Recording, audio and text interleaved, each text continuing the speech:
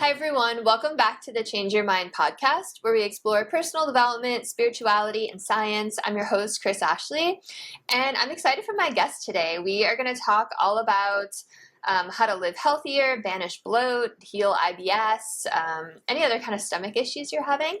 And who knows where else the conversation is going to go, as always. First, a couple quick announcements though. Head over to the links in the show notes. You're going to find a lot there. You'll find links to sponsor the podcast, to connect with me on social media, to connect with my amazing guest. You'll find links to my other projects. I have 2 television shows besides this podcast. And you'll find a link to my book, Change Your Mind to Change Your Reality. It was endorsed by 3 people from The Secret: Michael Beckwith, Bob Doyle, Marcy Shimoff. It was endorsed by John Gray, who of course wrote Men Are From Mars, Women Are From Venus, and many other people. And as always, this show is part of the Los Angeles Tribune Podcast Network. We are doing amazing things in personal development. We have live shows pretty much every month with incredible headliners. I was just on stage with Joseph McClendon, Jim Quick, Sharon Lechter, Les Brown, Dr. Joe Vitale, John Osseroff. So come be a part of what we're doing. All the podcasts are amazing. The events are incredible. The community is amazing. All right. What if the one thing keeping you stuck is the way you think? Welcome to Change Your Mind with Kris Ashley, the podcast where science meets spirituality and mindset becomes your most powerful tool for transformation. I'm Kris Ashley, author of Change Your Mind to Change Your Reality, trainer, speaker, and lifelong seeker. For years, I battled trauma, depression, anger, chronic illness, low self-worth, and the weight of old stories.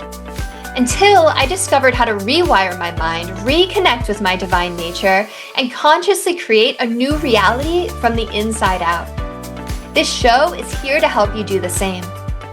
Each week, we explore the intersection of personal development, spirituality, and science, diving into topics like healing, emotional mastery, entrepreneurship, resilience, and the quantum nature of reality. You'll hear powerful stories, gain practical tools, and real conversations that will help you change your perspective, get unshakable confidence, and live the vision your soul has always known is possible. Whether you're navigating a major life shift, building your dream business, or seeking deep healing and alignment, you're in the right place. So if you're ready to break through, take back your power, and create a life on your terms, this is your moment. Let's break free from the patterns that hold us back, awaken to who we truly are, and rise. Your transformation starts now.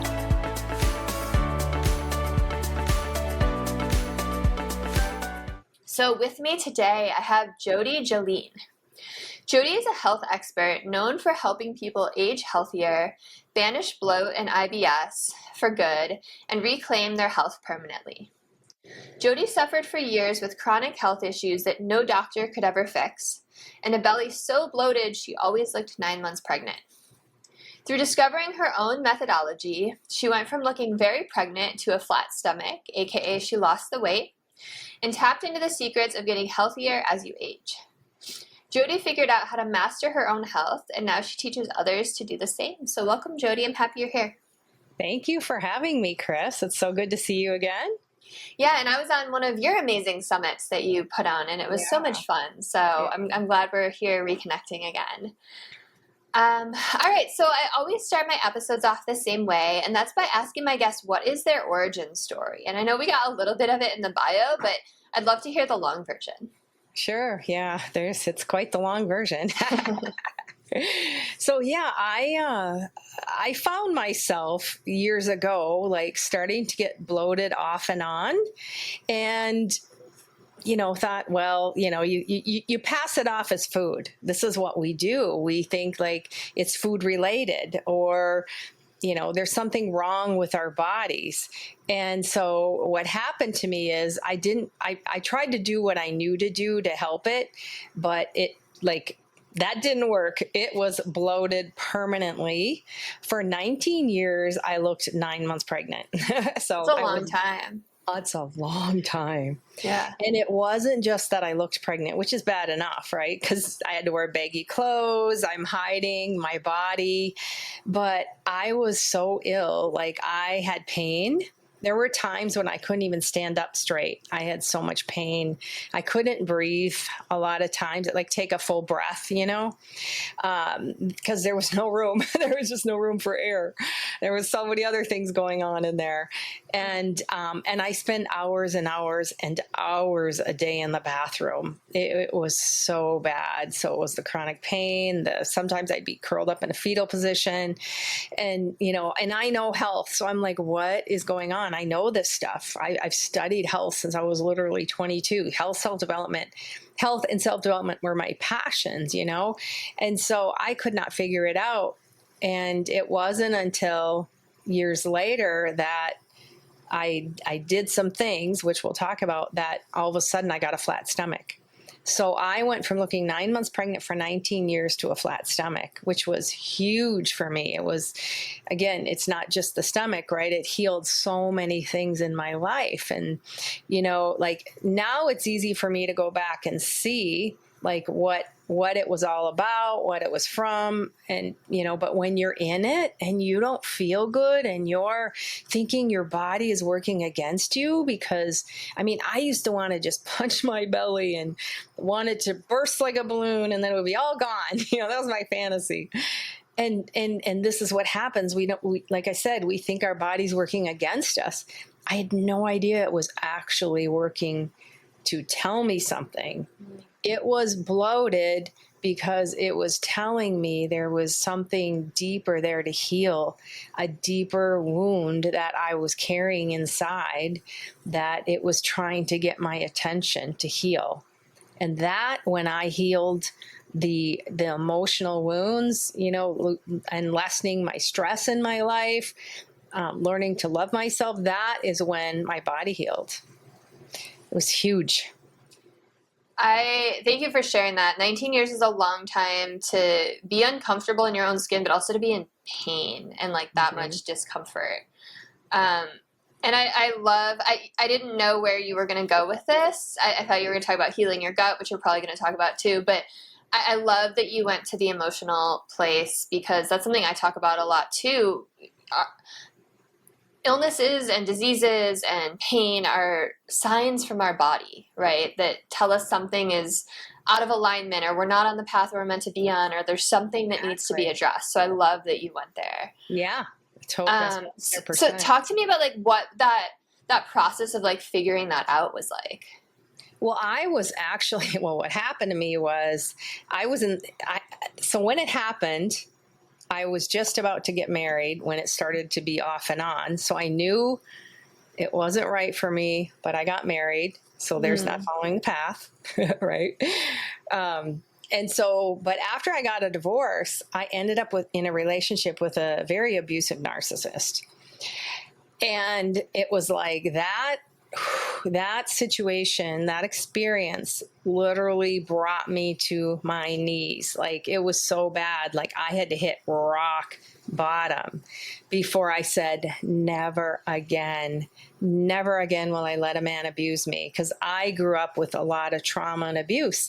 So this is what your resonance is, right? So you attract more of it until you heal it at a deeper level, which the resonance, right? And so I had to be brought to my knees, say never again. And I was actually working on healing the deeper. And let me tell you, I had done self-development work all my life. So this is not new to me, but it was deeper that I went into my wounding from my childhood.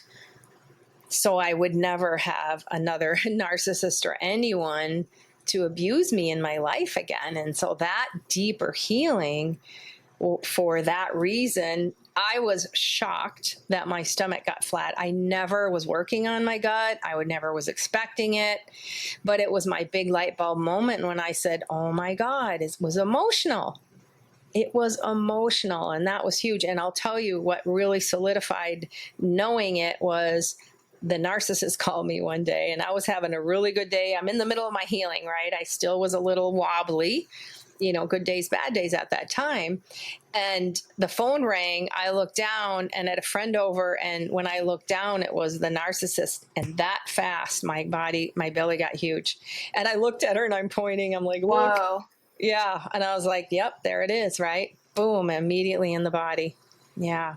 Wow, that's wild. Yep. That's super wild. Okay, so how did you do this deeper healing? Like, what methodologies did you use? Well, I started like going within myself, and I had to ask myself, okay, because we can blame, right? Oh, he was abusive, that asshole, blah, blah, blah. Right, okay, yeah, right. But I had to own it. I had to own, why did I allow this man to abuse me? Well, that's not easy, going within yourself, saying, wow, why did I allow this? Because I allowed it. I could have walked away in the beginning, but that's the wound, right? The wound is in there, and it's very difficult. And I know people that are going through it or have gone through it, they understand what I'm talking about. It's easy to go, oh, you should have just left. Well, it's not that easy. It's just not that easy when you you almost feel like, you're not enough, all the stuff that happens, your worth and your value and all that gets hammered out of you when you're little. So from stuff that's happened. So going within and owning that was huge for me. Because I had to admit, I thought I was a piece of shit, right? I mean, really deep down, that's what's going on. Because if I didn't, I wouldn't be with that man. You thought you deserved it, right? Yeah. In a sick, insidious way inside, right? The subconscious, because you're not consciously, you don't want that, of course, Right. But it's the subconscious that's running you. So it's the subconscious that's got that familiarity, and it's like this is what so to speak. It's what abuse is what especially if you had a lot of trauma. So and then I had to learn to love myself, which I thought, oh, I love myself, right? But then once I heard somebody say, I deeply love myself, and I was like, what does that even mean? It felt so foreign to me. Now I can say I deeply love myself, And then I had to get reconnected to my body, because when you go through trauma, and we've all had some kind of trauma in our life. Nobody goes through this life unscathed. They just don't. And it could be, little traumas or big traumas. But when you go through heavier stuff, you disconnect from yourself. And also this world, we're programmed to be disconnected from ourselves. Like, it is insidious in this world. Like, we're taught to push and strive and do, and that just doesn't work in the long run. And so that causes a lot of stress. And we know stress goes in the body too. So you've got to lower your stress. That is not doing you any good at all.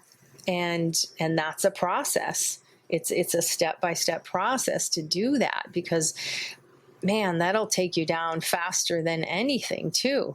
So all of these pieces and slowing down too. And I remember my friends like, you need to slow down. Like, you're busy, you're doing stuff all the time, you're not sleeping, you're going to kill yourself. And when she said, you got to slow down, I said, are you nuts? Are you crazy? I literally thought she was crazy. I mean, not literally, but it's like in my mind, I'm like, I'm a single mom. I have to pay the rent.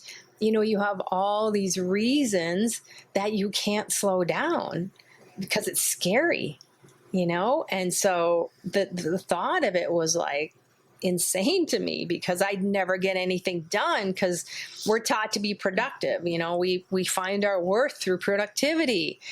And I had to make ends meet.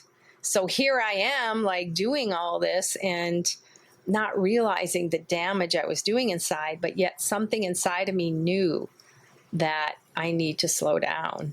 And so then I learned how to slow down, which is not easy. You think, okay, slow down. Like, we get these things logically, but there's a complete difference of energy when it's logically or in embodiment, like knowing it here. Yeah. Okay. Yeah. Got that. Yep. Know that. Okay. But that's not where the shift will happen, because it's an embodiment piece. You know what I'm talking about. I know you. Yeah, and it's like getting down to your subconscious, like you were saying before, right? We can consciously think something, but to really change, like it has to go through those deeper layers. So you're making me think of a friend of mine, and I don't want to share too many details, but she just got out of a narcissistic relationship not long ago, and she's a single mother, and she's been having like crazy neurological issues, like she has like tremors and these weird like almost seizures, and like she'll start stuttering and like just like really scary, and the doctors like are like, oh, it's just like lower your stress, like, and all this stuff, because she like didn't test positive for MS or any of these things. So your story is like so parallel to hers. Oh, Siri just went off. That was weird. Maybe I said story and I said Siri. But your story is like making me think of hers. So like you mentioned it's really hard to slow down. Like how does someone slow down or lower their stress when they're in that situation, like you said, where it's like money's tight, you're a single mom, you've got to pay the bills, you're responsible for this other person. Like what are the steps you take? Yeah. And I will answer that in a second. I want to go back to your friend for a second. Yeah. So when I talk about how we hold this in our body and it causes digestive issues, IBS, it also causes other chronic health issues. It's all the same, right? I mean, it's different symptoms, but it's all the same where you're holding that in your body. So for her, yeah, those wounds are in there and she can heal that. Like, yeah, through doing what I'm talking about. So what I did, I was like, oh my God, my mind, I don't know how to do this. You're worried, oh my God, I don't have money for rent or whatever it is. And I remember I'd be sitting at my desk and and I was like, and so I just like got up and I went and I sat on my couch for a minute. And that literally, I had no idea, but now I call it my step away method. So I got up, I went, and I literally physically moved. So if you physically remove yourself from the space you're in, like I don't care if you're in the kitchen cooking and your mind's going, you walk out of the kitchen then and you go in the living room or the bathroom or your bedroom or something, you physically remove yourself from that space, right? Movement, visceral. And then you sit for a minute and you sit in silence. Well, in the beginning, right, it's difficult. The mind's going, and that's okay because the mind does what the mind does. Doesn't mean it's you. It's the mind. So you just try to, quiet it.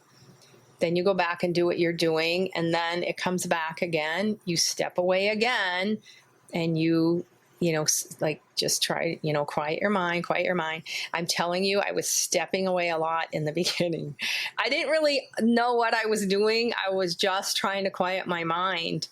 But I discovered as I kept doing that, I was stepping away less and less and less to the point where I got my mind to quiet down. Like I literally got it. Now your mind's never going to stop 100%. Okay, because the mind is what the mind is, but your thoughts don't have to be those thoughts that you've learned a lot of your life, like ripping on yourself or all of that. Like I don't do that to myself at all anymore. So it's freeing the mind, trying to get it to be quiet as much as you can. And when it's really incessant, it's like breaking that pattern right away. That's why I say you walk away. Otherwise, man, that mind can go like a freight train. You could go through scenario after scenario and it can go just down the rabbit hole. That's where you get in trouble, right? It's like, can you make up the stuff? The mind can be just incessant. So it's trying to catch it sooner rather than later. So just to start to reduce that stress, because it does start here with the worry and all of that.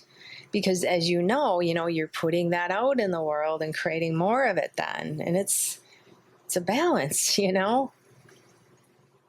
no, it makes sense because it's like you're disrupting the pattern even just by like moving your body a little and changing your surroundings is enough to like kind of distract your brain a little away from that. Yeah, and I love that because that's like a very simple, easy thing that you can start with. That it's not like go sit in meditation for an hour when someone might not have time for that, or like, I don't know, go get a massage or something if someone can't afford that, right? It's very practical, so it's a good tip. It is practical, and you can do, anybody can do it. Yeah. Yep, everybody has a minute. Yeah. So are there any other good stress lowering techniques that you use now that you're in like a little more of a stable position? Being present as much as you can. Mm-hmm. So if your mind is ruminating and, you know, maybe you've done like the step away, you've got pretty good control over your mind. And if you don't too, either way. But whether your mind is going or not, it's a good idea to get present. But if you all of a sudden think of some thought like, maybe I did not think this, but what if I had, like, oh my God, what if this interview doesn't go well or whatever, right? Then I would come back to my like present moment, right? And just be, so you come back in within yourself. And the best way to do that is use one of your senses. So I'm like, okay, quiet. I hear my fan going right next to me here. I hear the highway, like you just listen to sound. So then you're not in your mind, you're actually focused on something else. You're back in the present moment. That's another way to get the mind to start getting out of the incessantness of the what ifs scenarios. Because it's crazy, but it's so easy to go down that. And it takes a lot of effort to go the other way. I don't know why that is, but it's just how our minds work. I think it's because we're wired for survival, right? Yeah. So it's like we're always, especially like as women, like once we're mothers too, especially, it's like we're always on the lookout for like danger, right? Like we're looking for that like lion or tiger or something that's gonna like hurt us, but like really we don't live in that day and age anymore. Yeah, so true. But your body does hold all that emotion, and your body always has the answer. So when I'm working with people, I work in the body, because the body will always tell you, right? Like it's telling you you're having symptoms, you've like say your friend has taken on so much of that trauma inside from that abuse, which is bad. I know how bad that abuse is. And then it's like, right? It's like, it's holding all of that. So healing that, to be able to release it out of the body. And I'll tell you, when I work with clients, I'm a somatic intuitive, where I'm right there with them. I feel what they feel in their body. Like I can tell when we hit the deeper emotion. I can feel when their body wants to release. Like I can literally feel it. Sometimes I'm like, oh boy, like I know where that is. I can just feel it in my body. So, but the body always knows. Your body will always tell you.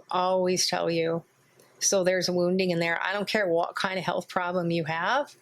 Your body is telling you there's a deeper emotional wound to heal. And when you do, and you release it and you reconnect to your body, that's permanent healing, because that's healing on an energetic level where you will never be the same anymore, because you hit the deeper wound, you've reconnected, and you've released that trauma out of the body.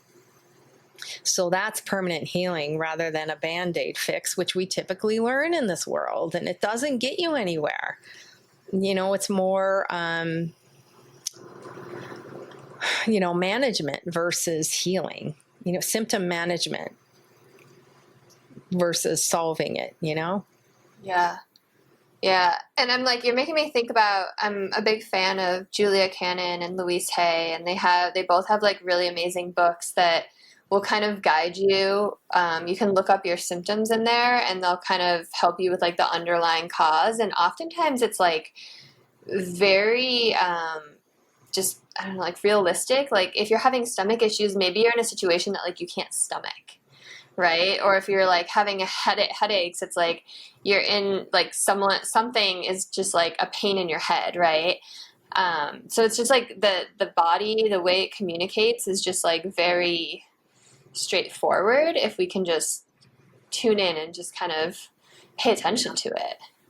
Yeah, and I'll tell you so I used to hold my breath as a child to not cry, so I wouldn't cry. Aww. So I would hold my feelings in. Yeah, I had so much trauma, and I was like, I didn't want anybody to know how hurt I was, so I'd hold my breath and I'd say, nobody cares, nobody cares, nobody cares. And that was how I numbed myself. And not realizing it, I was still doing it throughout a lot of my adult life.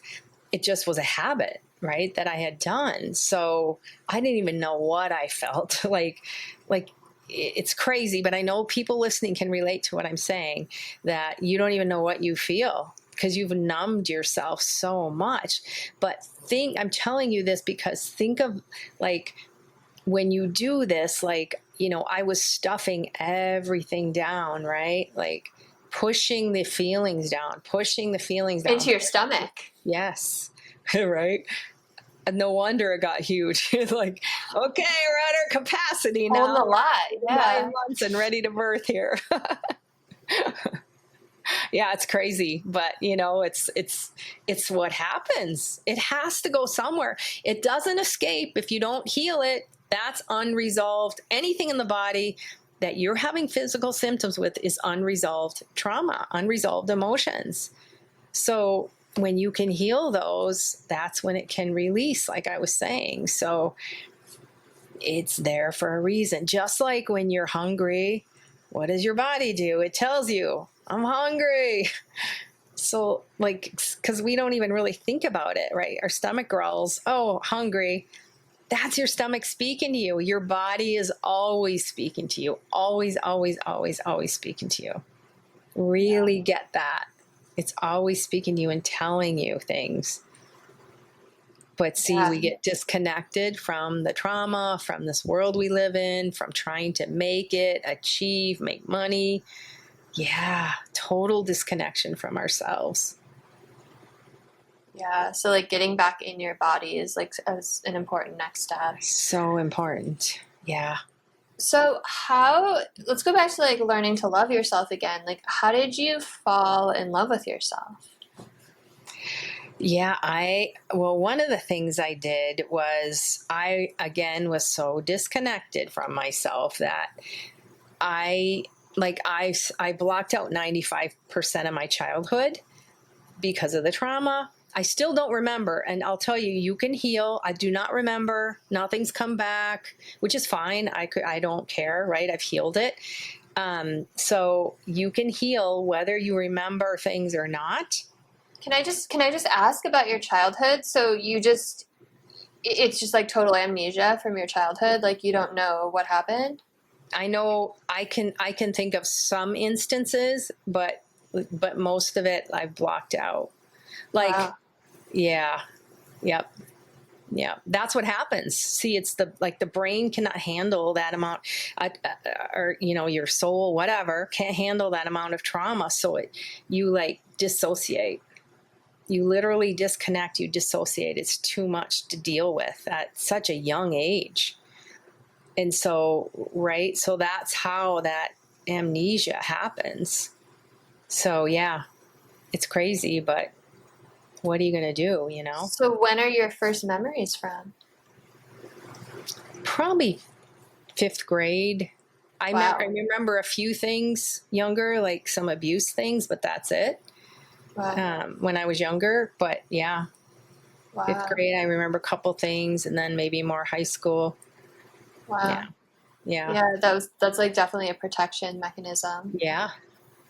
Okay, sorry to interrupt. So you were talking about you can learn to heal things even if you don't remember them. Yeah. So of course, right, I'm not connected to myself as a little child, but it's like, well, that is you. And I remember hearing about inner child healing, and I thought, oh, that's so stupid. I'm an adult, right? I don't need to heal my inner child. But not realizing, oh wait, that is me, because I mean, I'm the same me as I was yesterday or the year before. Well, I'm the same me as I was as a 8-year-old and be the same when I'm 90. You're the same consciousness. Your body shape or your body may change, right? Your looks or whatever, but you're still the same. So, okay, I get that, right? So, because I didn't know myself as a little child, I would look at a picture of myself when I was little. I had a few pictures and I was like, okay, well, I don't know who that is. And nobody told me to do this. Like, I was just like trying to figure out how can I try to remember, how can I connect, so that was what I had come up with. And so I would look at myself and I would just try to imagine myself and feel myself. And I just keep doing that over and over and over again until I started like feeling something and connecting. It's a process. Okay. It's not like, oh, there I am. Good. I'm connected now, but yeah, so I just went through that to really try to reconnect to myself and, feel myself and feel like some compassion because, I work with clients who've had abuse and they're like, they have no compassion for themselves, which I get because we think of ourselves as damaged goods when that happens to you. So you're not, right? You're not. It's just the programming that's happened to you. So if you can, reconnect, like, oh my God, look at, have that compassion for that little child and what they went through. Cause you would do that for someone else. Especially a child, right? Right. If you saw another 5-year-old, you would have compassion, like, oh my God, but somehow you're different. But I get it, right? So when you think, I know this, right? Because I went through it. You think that you're much older than you are because you've had to handle adult things. So you think of yourself as an adult and you should have been able to handle it and figure it out. That's what happens in the mind of a 5-year-old that's been abused, 6, 7, 8, whatever. That's the mentality that you get, which is why you have a hard time finding that compassion for yourself. So part of that too is having, connecting, having compassion for what that poor child went through, that trauma, whether you remember it all or not, like I remember incidences. I don't know some of the things that happened. I don't know when they started or when they even ended. The only way I could figure out ages was based on ages of siblings. Like, like I'm like piecing things together that way. But as far as a memory, I don't really know. I'm just logically like, I piece things together. And that's just... It sounds like maybe you don't really need to know. I don't. Right? No, yeah. I don't. Yeah, no. Yeah.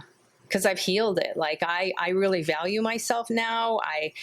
And I'm telling you, when you heal this, you shift on an energetic level, and that is permanent, right? You can't go back.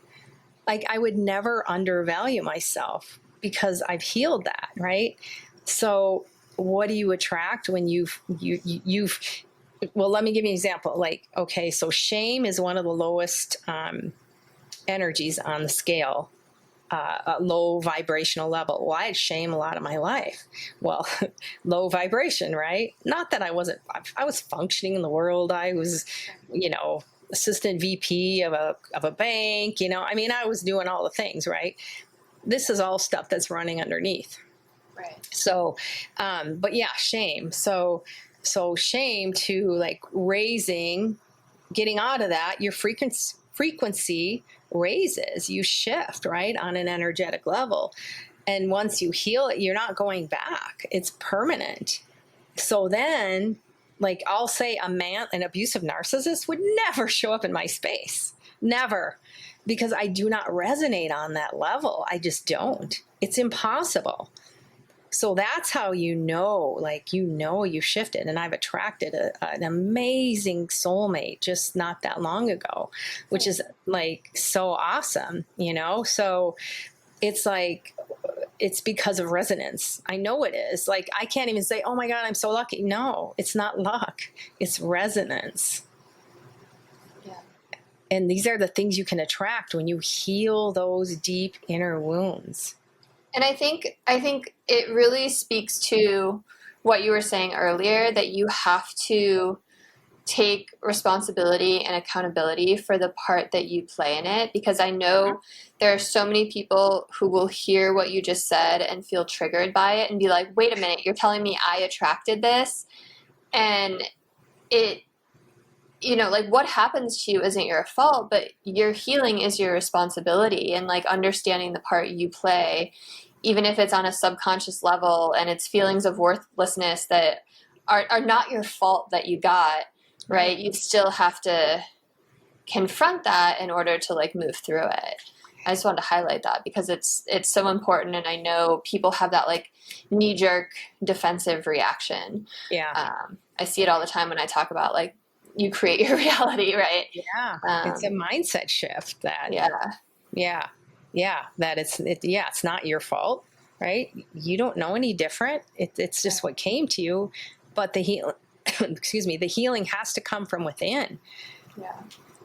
That's the key. Nobody outside of you, right? They can guide you and all that, of course, but it's all from within. That's the permanent. It's like you were doing the best you could at the time with the knowledge and the tools you had, but now you can get different knowledge and tools, right? Yeah. Yep. So how do you, I know you said that you're an intuitive somatic healer. Like when you're working with someone, like what's kind of your first step to help them reconnect with their body?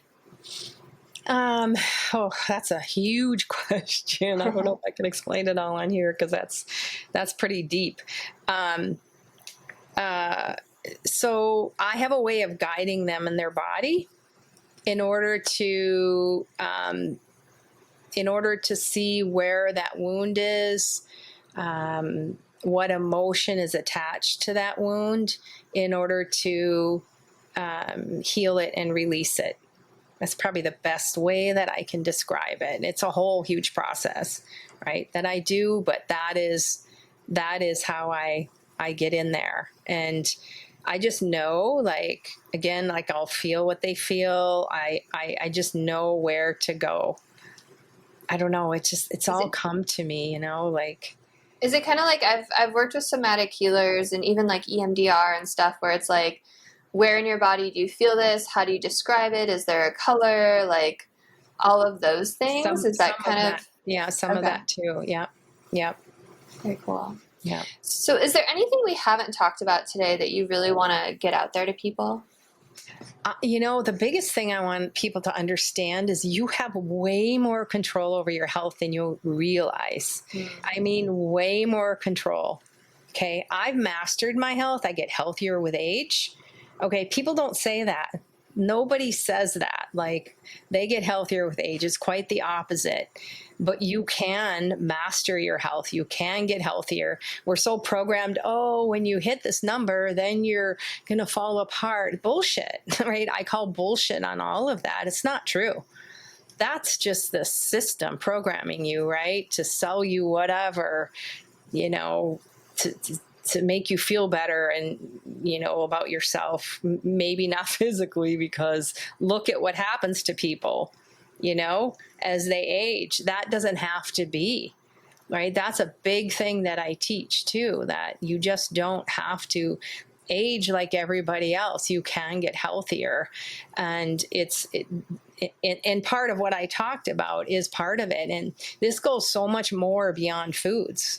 Of course, food is important, and we always think it's the food, but yeah, it's very important what you eat, right? Because there's so many toxins and things, but there's so much more, right? So being able to master your health, you can, like, you 100% can. I know for sure, because I experience it. I help my clients with it too. So you have way more control over your health than you have any idea, but you've got to be the one to take that control. I teach you the steps, but you've got to, you follow it, right? That's how you do it. So when you say you get healthier with age, and we know, like, managing your emotions and like doing all the healing work is important. And you mentioned food, and I'm sure there's things like exercise and sleep and all of that, and lowering stress. Is there anything else that you attribute to like that's helping you get healthier with age? Yeah, I mean, even what you put on your skin, supplements, all of that plays a role. Like even what you clean your house with, right? You're breathing in all these chemicals. What do you think that's doing in your body? You think it's just escaping somewhere? No. Yeah, all of that matters. Like all the little things. I have a sheet of all the things that I do that this is how I don't age, like, yeah. I have a whole, like, not sheet, but all the steps, I guess I should say. But yeah, all of it matters. All of those things contribute in slowing aging. Yeah, I mean, you're speaking my language. We're such biohackers around here. It's like all the water is filtered, all the air is filtered. Like we only use like essential oil cleaners. Like there's no chemicals in our food or preservatives or anything. So or anything in our house. So. Yeah, it's important. And it's a bummer that we live in a world that you have to really pay attention to all of that, but you are, again, taking responsibility. You're your own best advocate. Yes. You have to be the one to take care of your health. Yep. Yes, exactly. You are the one. Amazing. Well, I'm sure people want to know where they can connect with you and find you and work with you. So if you want to just take a moment to share. Sure. Yeah. So if you want to know, like, what hidden emotions are affecting your health, causing poor digestion, causing chronic health issues. Because when I say chronic, I know people have been unhealthy their whole lives, right? So this is something that can be healed. You've gone to doctor and you're not getting anywhere. I work with those kind of people. Those are I love those kind of people, the hard cases, right? But really, so if you want to understand the hidden reasons why why your body is so-called acting up, you can take my quiz, and I'm sure you'll have the link. It's peace, P-E-A-C-E, of myheart.net, net/quiz. So peaceofmyheart.net/quiz. And then you can determine what hidden emotional causes are at the root, because you have to heal at the root in order to heal your chronic health problems. So important to get to the root emotional cause with the unresolved emotions. So that's you could take that quiz. That's one of the best ways. You can go to my website, peaceofmyheart.net, and check me out. I have YouTubes. So, yeah. Amazing. Well, thank you so much. I'll make sure those are in the show notes. And It's been such a pleasure to talk to you. Thanks for coming on and sharing all of your insights. And if you're listening and this resonated and there's someone you think would resonate with it in your life, send it to them. Like, comment, share, subscribe, all the things. Let's help lift humanity up. Have a beautiful rest of your day, everyone.